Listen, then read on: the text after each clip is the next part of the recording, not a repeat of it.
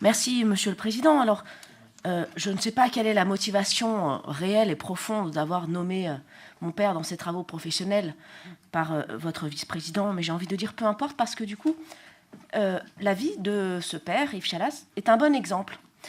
Ses parents, mes grands-parents, donc, ne savaient ni lire ni écrire. En une génération, la République française a fait de lui un professeur d'université que l'on cite dans une enceinte de conseil métropolitain. Aujourd'hui, c'est 6 générations qu'il faut pour sortir de la misère. Qui est responsable de cela? Nous le sommes tous. Et les élus d'avant aussi. Que ce soit l'État, les gouvernements successifs, les élus locaux. Vous l'avez dit tout à l'heure, Monsieur Sully, et je suis en de très nombreux points parfaitement d'accord avec votre intervention. Vous avez dit tout à l'heure, ceux qui entrent dans ces quartiers, donc, sont plus pauvres que ceux qui sortent. Vous avez raison. Mais j'ai envie de dire, qui décide de ceux qui entrent? Parce que ceux qui sortent, c'est évidemment l'émancipation, donc on peut deviner que ça vient spontanément des foyers et des ménages qui s'émancipent de ces quartiers et qui font un chemin plutôt positif. Donc qui décide de ceux qui entrent?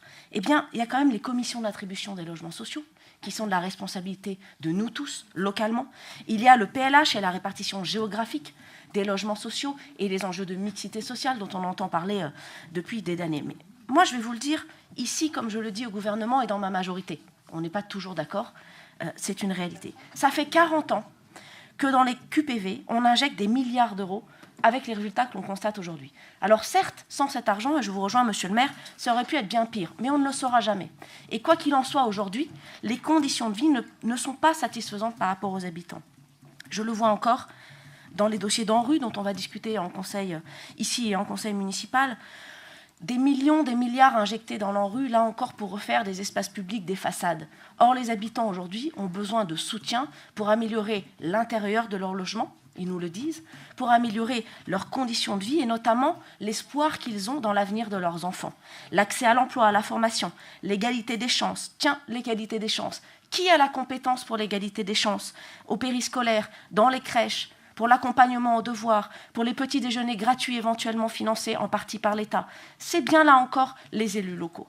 Donc moi je crois qu'il faut aujourd'hui sortir d'une approche purement urbaine, et je le dis en tant qu'urbaniste de surcroît, de l'accompagnement de ces quartiers. Et lorsqu'à Grand-Alpes, on injecte 650 millions d'euros que l'on pose sur la table, moi j'ai envie de dire, si un tiers de cette somme était alloué à l'accès à la formation, à l'emploi, à la sécurité, à la propreté, à l'aménagement des logements, plutôt qu'à de l'aménagement toujours et encore d'espaces urbains, eh bien je crois que peut-être on obtiendrait plus de résultats. En tout cas, je le pense modestement.